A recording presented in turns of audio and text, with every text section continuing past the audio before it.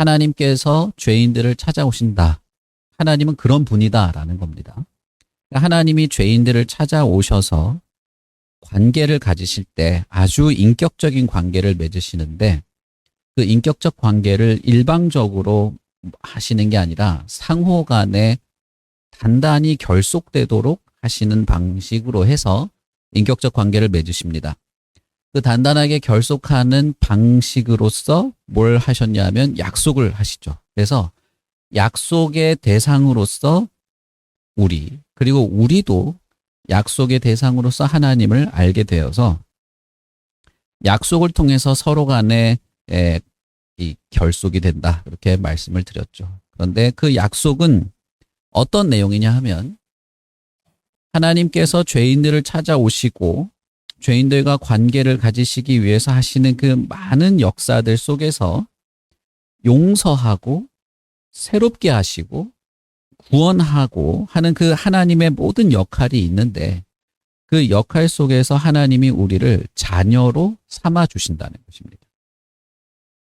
그래서 예수를 믿는다라고 하는 것에는 우리가 예수 그리스도 안에서 하나님의 자녀가 되는 약속을 받았다. 그리고 그 약속을 누린다라고 하는 것이 있는 것이에요. 우리가 흔히 이렇게 생각하듯이 뭐 공동체나 동호회나 뭐 이런 데서 가지는 그런 형제의 동질성, 동질감 그런 걸 말하는 게 아닙니다. 그런 게 없는 건 아니지만 그런 걸 말하는 건 아니에요. 흔히 우리가 아침에 등산 자주 가는 그 등산 같이 하는 사람들끼리만 모여도 서로 친해지고 동질감을 느끼고 뭐 문제 생기면 같이 찾아가고 이러지 않습니까? 생판 모르는 사람도 몇 주 자주 만나면 그냥 형 동생하고 그렇게 되죠. 그런 걸 말하는 게 아닙니다. 그런 걸 말하는 게 아니라 근본적으로 하나님께서 우리를 자신의 자녀로 받아주시고 인정한다는 것 위에서 우리도 하나님을 아버지로 알고 받아들이고 믿고 아버지로서 우리가 하나님께 마땅한 태도를 보이게 되는 것을 말하는 것입니다. 그러니까 어떤 면에서는 하나님이 이 우리와 함께 맺어주신 언약이라고 하는 것 때문에 그 언약 덕분에 약속 덕분에 우리는 하나님과 단순한 계약 관계로 맺어지는 것이 아니라 아주 인격적인 아버지와 자녀로서의 인격적 관계를 맺게 된다라고 말씀을 드렸죠. 그래서 언약 백성, 우리를 왜 언약 백성이라고 우리 자신이 말하느냐 하면 그런 의미에서 그런 겁니다. 그래서 죄인을 하나님의 자녀로 삼으신다라고 하는 것 하나 하고 하나님께서 죄인을 하나님의 자녀로 삼으신다고 하면 단순히 내가 이제부터 너는 내 아들이다. 그걸로 끝나는 게 아니에요. 여러분 혹시 옛날 영화 배너 보신 적 있으십니까? 배너 보시면 그 주인공 유다 배너가 노예선에서 전쟁이 일어나가지고 노예선이 파손할 때 그때 그 장군을 구해주잖아요. 구해줍니다. 영화 한번 볼 수 있으면 보시면 장군을 구해줘요.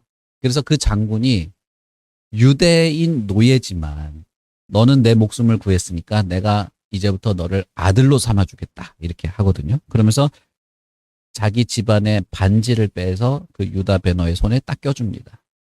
그러면 이제부터 너는 내 아들이다 그걸로 끝나는 게 아니에요. 그때부터는 진짜 아들로서 아버지가 해야 될 책임을 지게 되는 겁니다. 그래서 그 영화에 보시면 나중에 다시 자기 마을로 돌아오잖아요. 유다 베너가 돌아와가지고 자기 여동생이랑 어머니 이렇게 찾아다닐 때 자기 옛날 어릴 때 소꿉친구 만나지 않습니까? 메살라를 만나잖아요. 메살라 만났을 때 그 타블렛에다가 그 반지로 인장을 찍으면서 무슨 하여튼 뭐 어려운 얘기하면서 누구누구의 뭐다 이러면서 딱 보여주죠. 그건 뭐냐 하면 그런 문화 속에서 지금 하나님이 우리를 자녀 삼으신다는 말을 성경을 할 때 아마 그 당시 신약의 로마 문화 속에 살던 사람들은 그게 무슨 의미인지 즉각 알아들었을 거예요. 우리 지금 대한민국은 이게 뭐 그렇게 크게 다가오지 않지만 로마 시대 때 누군가의 아들이 된다고 할 때는 그건 완전한 신분과 상태의 변화를 말하는 것입니다. 제가 신분과 상태 두 가지 말씀드렸었죠. 완전한 신분과 상태의 변화를 말하는 거예요. 로마 시대 여러분 보시면 그 의복도 이걸 뭐라고 하죠? 의식이라 하나? 의복도 다르거든요. 그래서 그 사람이 무슨 일을 하는지, 어떤 지위에 있는지, 그가 어느 정도의 역할을 할 수 있는지도 다 옷으로 다 표현을 했어요. 그래서 옷 색깔과 옷을 걸치는 방향이나 뭐 무슨 띠를 두는 건가 따라서 내가 누군데 말하지 않아도 보는 순간 아는 겁니다. 그래서 바울 사도가 뭐라고 말합니까? 너가 지금 입고 있는 그 옷을 벗고 새 옷을 입어라. 그리스도로 옷 입어라 할 때는 그냥 단순한 비유가 아니에요. 그건 그 당시 문화 속에서 이건 아주 명확한 것입니다. 하나님이 우리와 언약을 맺으시고 그 언약의 내용 안에서 우리를 하나님의 자녀로 삼으신다고 할 때는 하나님도 아버지로서의 책임을 완벽하게 수행하신다는 것입니다. 그래서 어떤 책임을 수행하는지 지난번에 말씀을 드렸었죠. 크게는 세 가지인데 하나는 사랑을 베푸신다는 것입니다.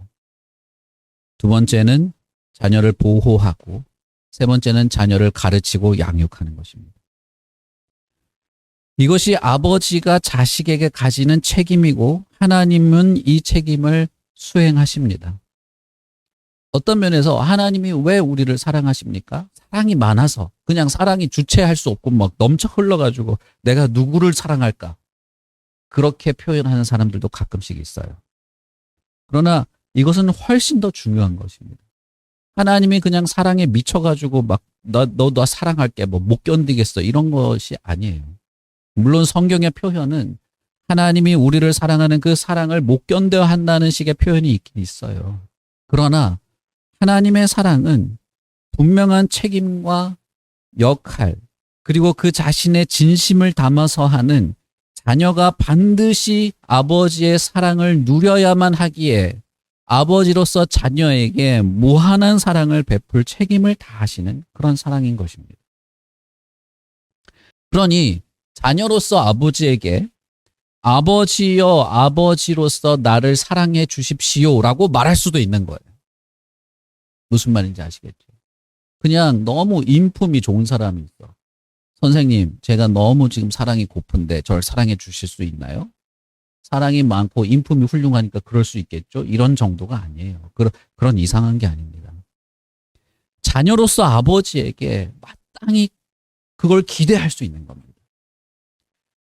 오히려 그걸 기대한다, 뭐 아버지니까 이래야 된다, 논리를 가지고 하지도 않죠. 너무나 자연스럽게, 본능적으로 아버지에게 기대지 않습니까?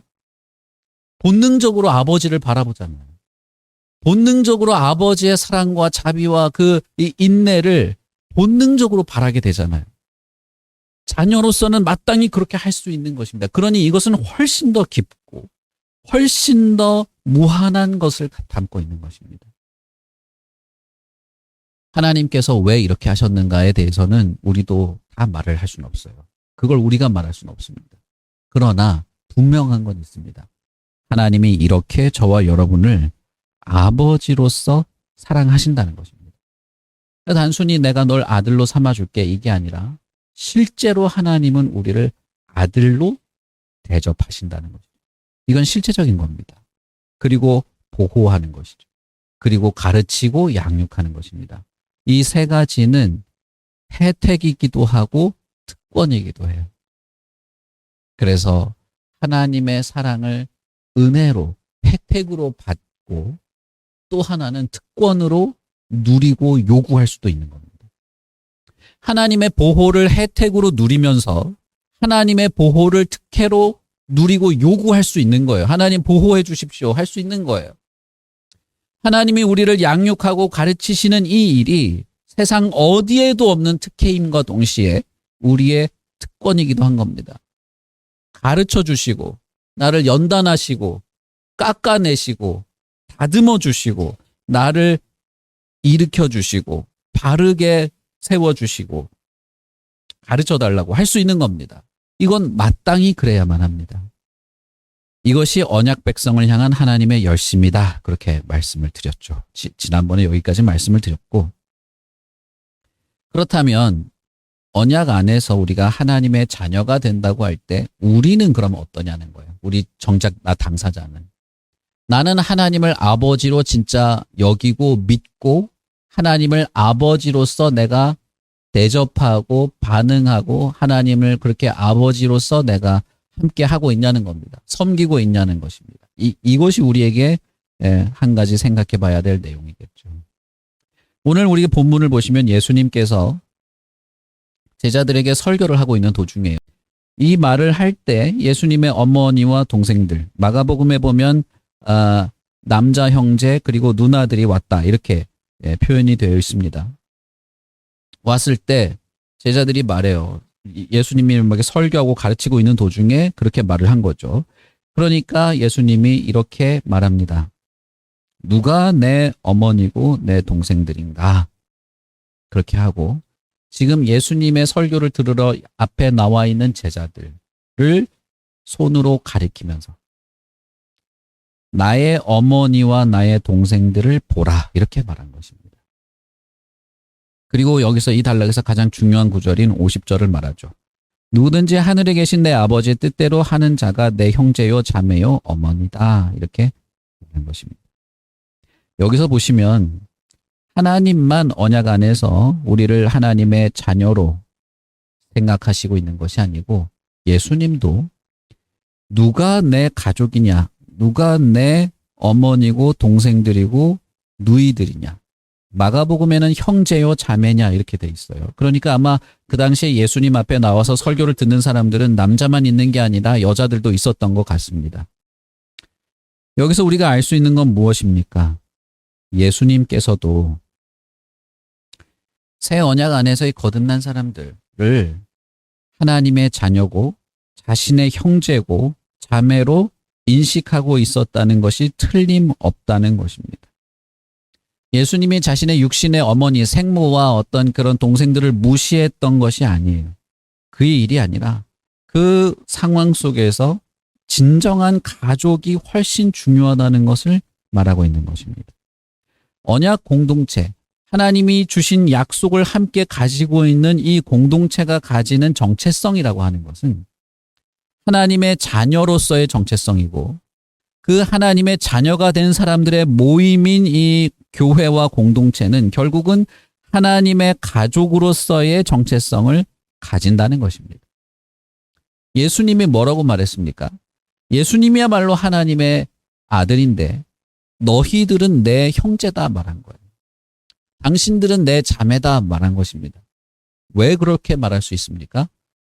너도 하나님의 아들이고 너도 하나님의 딸이라는 거예요.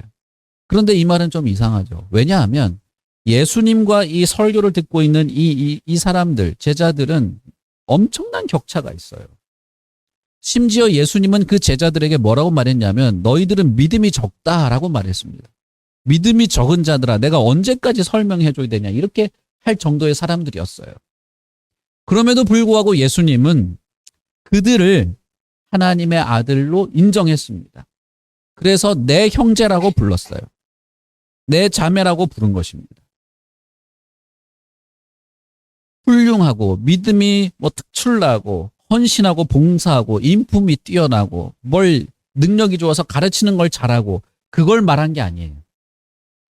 그것은 오직 예수 그리스도를 믿는 믿음 안에서 이 믿음의 고백 위에서 가지게 되는 어떤 정체성입니다. 이것은 무슨 감정이나 개념이나 기분을 말하는 것이 아니에요. 실제로 하나님이 죄인을 택하시고 그 죄인을 자신의 자녀로 삼으시고 예수님도 그것을 인정하시고 예수님도 그것을 받아들이신다는 것입니다. 이것이 실제로 벌어진 일이에요. 우리의 눈에는 보이지 않을지 몰라도 실제로 이것이 하나님의 세계에서 벌어진 일입니다. 그러므로 예수를 믿는다고 할 때 이 믿음의 확신은 난 천국에 갈 거야 이것만 말하는 게 아니라 내가 하나님의 자녀고 예수님의 형제요 자매고 이 모인 거룩한 공동체는 예수님의 형제이자 자매인 가족 공동체고 그리스도와 함께하는 가족인 거룩한 공동체라는 확신을 가지는 것입니다. 그래서 제가 여러 번 말하잖아요. 교회 안에서 마치 나는 이 공동체와 객관적인 거리를 두고 있는 것처럼 말하는 사람들은 사실은 그건 좀 이상한 것입니다. 제가 여러 번 경험하는데 예전에 있던 교회도 뭐 교회마다 문제가 많잖아요. 싸우고 난리치고 할 때는 너와 나가 돼버려요. 응? 그래서 말할 때도 이 교회 이런 식으로 말해요. 이 교회는 어떻고 저떻고 사랑이 있고 없고. 근데 사실은 여러분 가족 안에서 그렇게 말하십니까? 이 아버지는 참 희한하다고 이렇게 말해요. 아, 이 가족은 내가 그 사람 아들인데 이 가정은 영 됐어 필요 없어 이러십니까?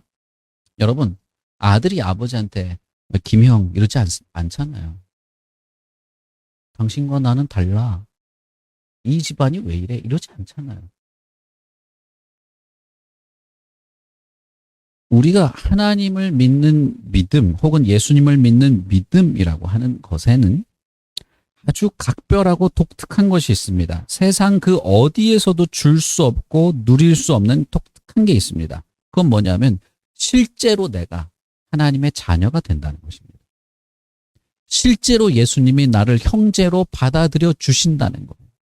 그래서 그 믿음이 나에게 확실하기 때문에 내가 대한민국 국민으로 살아가지만 예수님의 형제로 살아가는 삶을 실제로 출발한다는 것입니다. 이게 엄청나게 독특한 거예요. 그리고 그런 믿음의 공동체인 교회는 사실은 거룩한 영적, 언약적 가족이 되는 것이죠. 성경에는 제자들을 보면서 이렇게 말했다라고 되어 있지만 여기는 12사도만 말하는 게 아닙니다. 거기엔 예수님을 따라 나온 모든 참된 믿음을 가진 모든 사람들을 말하는 거예요. 그리고 예수님이 뭐라고 말하느냐 하면 50절에 보시면 예수님을 따르는 그 사람들을 왜 예수님이 내 형제라고 자신 있게 말할 수 있었냐 하면 하늘에 계신 내 아버지의 뜻대로 하기 때문에 이렇게 말한 겁니다. 하나님 하늘에 계신 내 아버지의 뜻대로 살아가는 자들이라면 누구든지 어떤 사람이든지 여기서 말하는 누구든지는 이 역사를 초월한 거예요. 시간을 초월한 것입니다. 오고 오는 모든 사람들 다 포함한 거예요. 여기서 보시면 재밌는 표현이 있죠. 내 아버지라는 표현입니다. 누구든지 하늘에 계신 내 아버지의 뜻대로 행하는 자라면 내 형제다. 이 말이 뭘까요? 예수님에게 있어서 하나님은 진짜 내 아버지입니다. 내 아버지예요. 그런데 예수님은 여러분에게 내 아버지가 당신의 아버지가 됩니다라는 말을 한 거예요. 이건 참 독특한 표현이죠.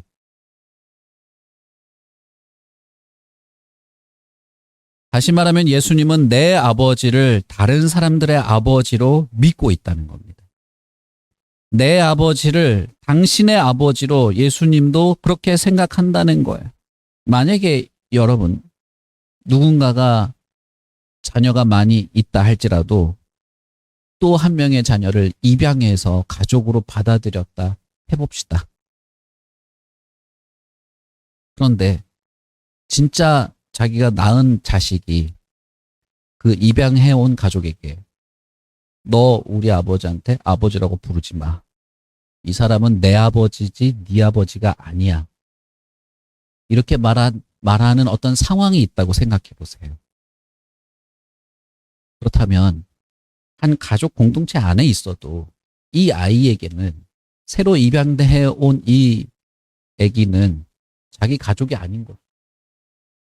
같이 살고 내 생부가 그 아이에게 지극한 사랑을 베풀고 다 해도 나한테는 쟤는 내 아버지가 제 아버지가 아니라고 생각한다면 가족이 아닌 거죠. 무슨 말씀인지 아시겠죠? 예수님이 지금 하늘에 계신 영원전부터 로고스인 그분이 영원전부터 하나님과 함께 있으면서 사랑을 주고받았던 내 아버지를 너의 아버지라고 할 때에는 예수님은 진짜로 믿음이 없어서 예수님께 그렇게 많이 혼나고 힐난받던 그 사람들이라 할지라도 진정한 가족으로 예수님은 받아들여 주신다는 것입니다. 그래야만 해요. 그렇지 않으면 진정한 가족이 될 수 없기 때문이죠. 내 아버지지만 너희들의 아버지이고 내 아버지이지만 당신들의 아버지로서 바로 너의 아버지로서 나는 너를 형제라고 부른다라는 것입니다. 예수님이 그런데 이 말을 할 수 있었던 것이 있어요. 그건 뭐냐면 아까도 말씀드린 것처럼 내 아버지의 뜻대로 살아가기 때문에 라는 겁니다. 여러분, 언약 공동체 혹은 언약 가족, 언약 백성, 예수를 믿는 사람이라고 할 때 그에게 있는 아주 독특하고 유별난 변화, 아무리 작은 믿음이라도 예수님이 너 왜 이렇게 믿음이 없냐라고 말할 정도의 작은 믿음이라도 참된 믿음은 아주 유별나고 독특한 변화를 시작하게 됩니다. 그것은 하나님을 내가 어떤 종교의 교주 그런 정도가 아니라 아버지로 여기고 믿고 아버지의 마음을 반영한 삶을 실제로 살아간다는 겁니다. 우리가 지난주에 성화 얘기를 했잖아요. 그걸 그래서 성화라고 말하는 거죠. 내가 무슨 거룩한 인물이라서 성화가 아니고 그래서 성화죠. 많은 사람들이 예수 믿는 것에 대해서 피상적으로 알고 있어요. 피상적으로 알고 피상적으로 비난합니다. 하나님의 마음이 그리고 하나님의 생각이 하나님의 뜻이 무엇을 원하는지에 대해서는 관심이 전혀 없어요. 그리고 내가 어떤 인생을 살아가야 하는지에 대해서도 그냥 세상에 아주 물질적이고 그냥 거의 자본주의적인 생각을 가지고 살아가는 게 인생의 전부라고 생각합니다. 그러나 여러분, 하나님의 자녀의 정체성, 거룩한 하나님의 언약 공동체인 언약 가족의 정체성은 거기에 있지 않습니다. 마태복음 5장 16절에 보면 이렇게 말하죠. 이같이 너희 빛이 사람 앞에 비치게 하여 그들로 너희 착한 행실을 보고 하늘에 계신 너희 아버지께 영광을 돌리게 하라라고 말하죠. 우리가 읽은 이 마태복음 12장의 작은 단락은 언약을 통해서 새로운 인격적 관계를 가지게 된 하나님의 자녀 혹은 언약 가족인 교회의 본질과 정체성이 어디 있는지를 말해줍니다. 하나님의 뜻을 행하는 것이 예수 믿는 사람의 본질이에요. 하나님의 뜻을 행하는 것이 교회의 본질이고 이 공동체의 본질입니다. 그런데 하나님의 뜻을 행하는 것이 마태복음 5장 16절에 보면 뭐라고 돼 있냐면 착한 행실이라 돼 있어요. 얼마나 착한 행실이냐 하면 사람들이 너희들의 행실을 보고 하나님을 좋게 볼 만큼 착한 행실이라는 거예요. 그런 면에서 여러분, 현대사회가 교회나 예수 믿는 사람들을 보면서 비난을 일삼는 것은 물론 왜곡된 것이 많이 있습니다만, 그러나 일정 정도, 아니 사실 많은 부분은 참된 믿음에 근거한 삶을 살아가지 못함으로써 겪는 비난이 많이 있습니다. 예수를 믿는 자로서 진실하지 못한 것, 정직하지 못한 것, 근면하지 못한 것, 사랑을 베풀지 않는 것, 하나님을 알지 못하는 사람들과 별 차이 없이 그저 똑같이 세상에 묻혀 살아가는 이런 것들, 거룩과 진리를 잘 드러내지 못하는 소금과 빛과 같은 모습이 없는 이것은 사실 쉬운 작은 일이 아닙니다. 우리가 읽은 마태복음의 본문은 하나님의 자녀, 하나님이 그렇게까지 하면서 나를 하나님의 자녀로 삼으시려고 하는, 그리고 예수님이 그렇게 자신의 피를 흘려가면서 새 언약을 맺어가면서 우리를 자신의 형제로 받아들이시려는 그것이 어디에 있는가? 내가 하나님의 자녀가 되는 것, 예수님의 형제가 되고 그 사람들이 모인 이 거룩한 공동체가 언약적 가족으로서 한 몸이 되는 것이 목적인데, 그건 결국 우리가 이 땅을 살아가면서 사람들이 우리를 보고, 하나님의 자녀인 우리를 보고 하나님이 좋은 분인 것처럼 느껴질 만큼 그런 삶을 살아가는, 그래서 쉽게 말하면 하나님의 뜻대로 살아가는, 우리가 하나님의 뜻대로 하면 무슨 종교적인 것만 생각하기 쉬운데 그것만 있는 건 아닙니다. 분명히 예수님은, 그리고 창세기부터 하나님은 하나님을 알지 못하는 사람들이 하나님의 자녀들을 통해서 하나님을 존경하게 될 것들을 기대했어요. 우리가 그런 것입니다. 그래서 제가 정말 마음이 아팠던 것들은 뭐냐면, 교회 안에서 다툼이 일어날 때, 제가 예전에 있던 교회에서 그 동네 사람들이 다 나와서 구경했습니다. 교인들끼리 서로 싸우는 거. 막 집사하고 장로하고 막 욕하고 싸우는 걸 그 동네 사람들, 막 시장 상인들이 다 나와서 구경하고 있는 거예요. 그걸 옆에서 누가 핸드폰으로 찍고 가서 말렸거든요. 말렸다가 너 누구 편이야 이러는 바람에 아주 힘들었습니다. 상상할 수 없는 거죠. 그런데 그 사람들이 나빠서라기보다는 우리가 그럴 수 있는 겁니다. 어떻게 할 때, 하나님의 자녀가 아닐 때, 교회의 정체성을 잃어버리고 있을 때, 좀 더 근본적으로 말하면 참된 믿음을 가지고 그 믿음에 근거한 삶을 살아가는 것이 없을 때, 하나님이 나를 자녀 삼으십니다. 그리고 하나님도 자녀를 아버지처럼 보살피십니다. 가르치고 보호하고 사랑합니다. 하나님의 자녀인 우리도 서로 사랑하고 보호하고 가르칠 뿐 아니라 하나님을 사랑하는 마음으로 하나님을 따라 살아가는데, 그것이 이 세상에 하나님이 좋은 분으로 나타날 만큼 착한 행실로 드러나게 될 것을 기대하는 것이죠. 그러니 여러분, 오늘 우리 찬양하고 기도할 때, 세계 열방을 위해서 기도할 때, 우리 교회 지체들을 위해 기도할 때, 나를 위해서 기도할 때, 우리 가족과 형제, 정말 우리 안에 있는 사랑을 베풀고 공유해야 될 내 사랑하는 지체들과 친구와 친지들을 위해서 기도할 때 이 마음을 품으십시오. 그리스도 안에서 내가 형제고 자매고 가족이고, 이 세계 열방에 고통받는 자들에게도 이 사랑이 전해지고, 그리고 그리스도의 거룩한 교회가 세워지기를 위해서 우리 같이 기도했으면 좋겠습니다.